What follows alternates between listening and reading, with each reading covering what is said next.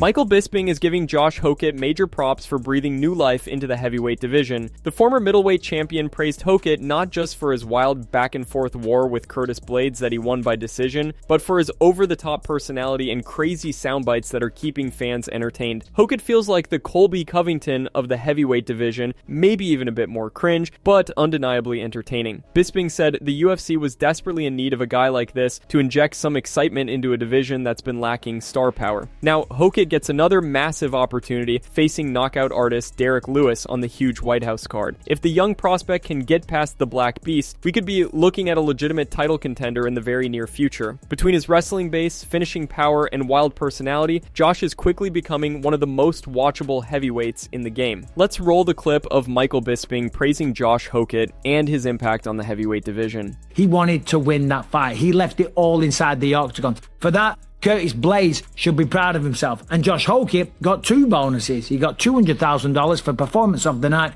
and fight of the night. And he needed that fight as well. Because yes, he was undefeated and yeah, he's got 2 wins in the UFC, but he was becoming more known for just like this crazy persona and this crazy character that he has. It's all well and good doing that. You can be that guy. You can be a little wild and controversial and get clickbait headlines and all the rest of it and negative attention and just annoy people, right? But when you go out there and you fight like that, that makes up for all of it. If you walk the walk, you got to talk the talk. And he talked it loud, proud, stood on a bloody podium and spoke through a megaphone, right? That was a tremendous performance. And of course now, very shortly, quick turnaround, he gets to fight Derrick Lewis at the White House. Unbelievable, right? And it's not because of the negative shit that he says online. He won in style. He looked phenomenal.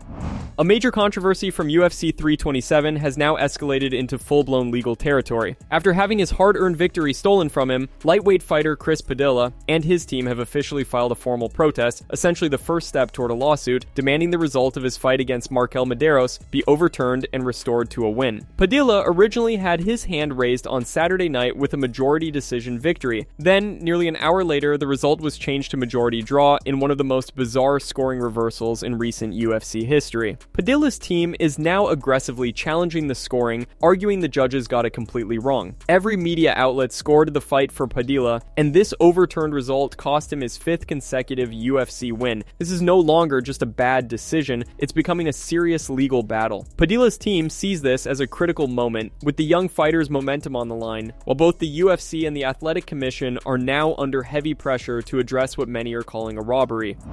Big news just hit the heavyweight division. Olympic gold medalist and wrestling phenom Gable Steveson has officially signed with the UFC and will make his highly anticipated Octagon debut during International Fight Week at UFC 329 this July. Jon Jones, his teammate and training partner, is fully behind the move. Bones has made it clear he's shifting his focus away from fighting to help build Gable into the next superstar of the division. With the UFC starving for legitimate heavyweight talent right now, Steveson's arrival couldn't come at a better time. The former 2-time NCAA champion and Olympic champ brings elite wrestling, size, and athleticism that could fast-track him toward title contention. Jones also opened up about his own public image, admitting that because of his fame, every mistake he makes goes viral. He described himself as a wild guy who believes deep down he's a much better person than the negative headlines suggest. This partnership between one of the greatest of all time and one of the brightest prospects in years has MMA fans buzzing about the future of the heavyweight division. Let's dive into what Jones had to say.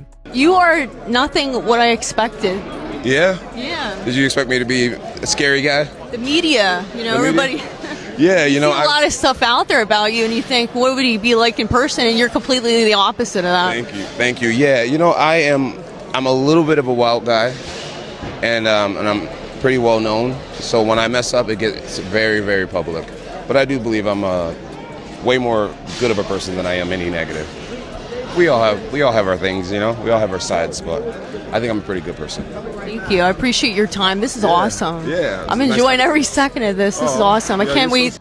Massive breaking news just dropped from Ariel Helwani, MMA Fighting, and MA Junkie that's shaking up the entire light heavyweight division. Reliable sources confirm that new champion Carlos Ulberg is facing a long recovery from the serious knee injury he suffered during his title-winning knockout over Jiri Prochazka. The timeline is expected to drag on for months, forcing the UFC to strip him of the belt. This follows a familiar and frustrating pattern in the 205-pound division. The UFC stripped both Jiri and Jamal Hill in the past for lengthy injuries to hand them immediate title shots the moment they returned. Now, as the belt seems to be vacant once again, the talk is already heating up around a high-stakes interim or vacant title fight between Khamzat Chimaev and Paulo Costa. First, let's roll the clip of Ariel Helwani confirming the Carlos Ulberg injury news and title situation. He's going to have surgery and all that stuff, but this video is a breaking news video about news in Miami, beautiful Miami, Kaseya Center to be exact.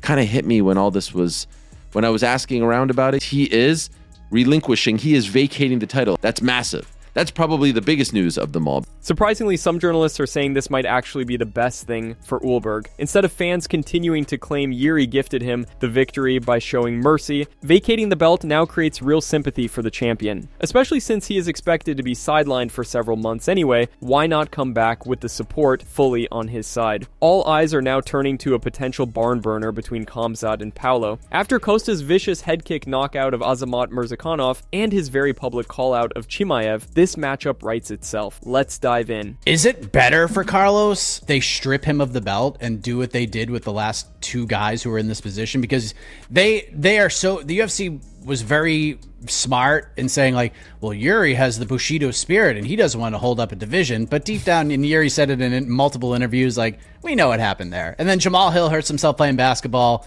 We know what happened there too. They're just like, nah, we're moving on. Like, you can come back and fight for the belt after.